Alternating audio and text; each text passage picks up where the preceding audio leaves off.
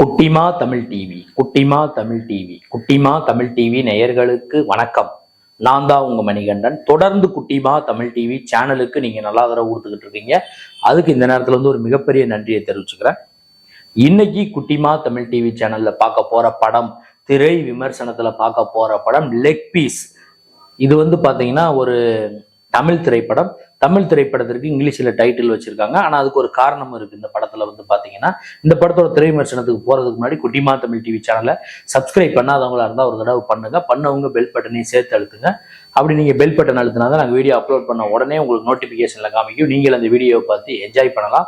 உங்க நண்பர்கள் உறவினர்கிட்ட குட்டிமா தமிழ் டிவி சேனலை பத்தி சொல்லி சப்ஸ்கிரைப் பண்ணுவீங்க, லைக் பண்ணுவீங்க, கமெண்ட் பண்ணுவீங்க. வீடியோ பிடிச்சிருந்தா ஷேர் பண்ண சொல்லுங்க. படத்தோட டைட்டில் பாத்தீங்கன்னா லெக் பீஸ். இந்த லெக் பீஸ்ங்கிற விஷயத்த பாத்தீங்கன்னா நீங்க நிறைய இடத்துல கேள்விப்பட்டிருப்பீங்க. கோழி காலு, அதாவது கோழியோட லெக் பீஸ் பாத்தீங்கன்னா எல்லாருமே நம்ம போய் சிக்கன் பிரியாணி சாப்பிட்டாலும் சரி, அல்லது சிக்கன் பக்கோடான்னு சொல்லிட்டு இங்க சொல்லுவாங்க. அங்க போய் நம்ம லெக் பீஸ் எல்லாம் கூட சாப்பிட்டுருப்போம், எல்லாருமே சாப்பிட்டுருப்போம். அப்படி லெக் பீஸ் சாப்பிட்றாங்க 4 பேர், 4 கதாநாயகர்களும் கதையின் நாயகர்களும் சேர்ந்து. அங்க ஒரு பிரச்சனை. அதனாலதான் இந்த படத்துக்கு டைட்டில் லெக் பீஸ்ன்னு வச்சிருக்காரு இயக்குனர் ஸ்ரீநாத், காமெடி நடிகர் அவர்கள். இப்ப இந்த படத்தோட கதையை கொஞ்சம் பார்த்துலாம். அதுக்கு முன்னாடி கேஸ்ட் அண்ட் குரூவை பார்த்துலாம். ஸ்ரீநாத், மணிகண்டன், கருணாகரன், ரமேஷ் திலக், இவங்க 4 பேர் பாத்தீங்கன்னா ஒரு இடத்துல ஒன்றிணைகிறாங்க.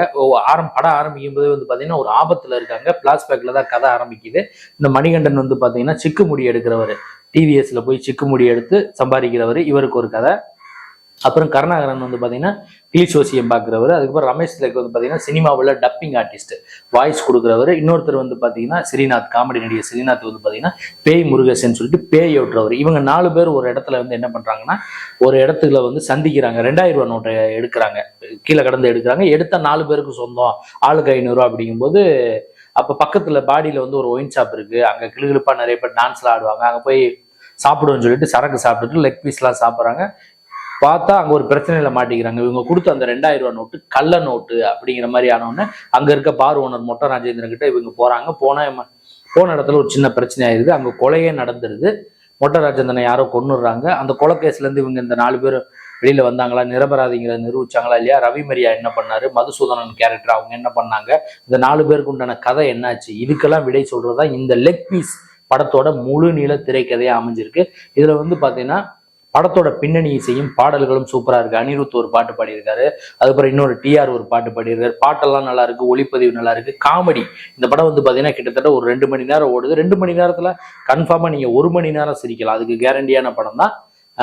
ஒவ்வொரு கேரக்டருமே நல்லா இருக்கு. மணிகண்டன் அவருடைய கேரக்டரா இருக்கட்டும், கருணாகரன் கேரக்டரா இருக்கட்டும், ரமேஷ் திலக்கா இருக்கட்டும், ஸ்ரீநாத் இயக்குனர், இந்த படத்தோட இயக்குனர் ஸ்ரீநாத் அவருடைய கேரக்டரா இருக்கட்டும், அப்புறம் ரவி மரியா வரக்கூடிய காமெடி காட்சிகள்லாம் ரசிக்கும்படியா இருக்கு. அப்புறம் யோகி பாபு வரக்கூடிய காமெடி காட்சிகள். படம் முழுக்க பாத்தீங்கன்னா ஒரு காமெடி திரைப்படம் தான். நீங்க லாஜிக்கெல்லாம் மறந்துட்டு 1 மணி நேரம் 1.5 மணி நேரம் சிரிக்கணும், இந்த வாரம் ஒரு படம் பார்க்கணும்னா கண்டிப்பா இந்த படத்தை போய் நீங்க போய் பக்கத்துல இருக்க தியேட்டர்ல பார்க்கலாம். லெக் பீஸ் பாத்தீங்கன்னா ஒரு ஃபுல் மீல்ஸ்.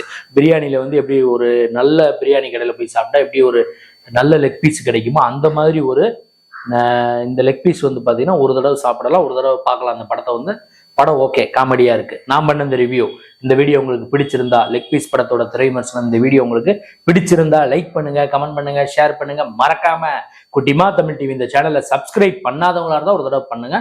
பண்ணவங்க பெல் பட்டனை சேர்த்து அழுத்துங்க. அடுத்த வீடியோல இதே மாதிரி ஒரு திரை விமர்சனம் அல்லது சினிமா செய்தி அல்லது இதர செய்தியோட மீண்டும் நான் உங்களை சந்திக்கிறேன். குட்டிமா தமிழ் டிவி சேனலை பார்த்து ரசிச்சுக்கிட்டு இருக்க நேயர்களுக்கும் ரசிகர்களுக்கும் பொதுமக்களுக்கும் நெஞ்சார்ந்த நன்றிகள்.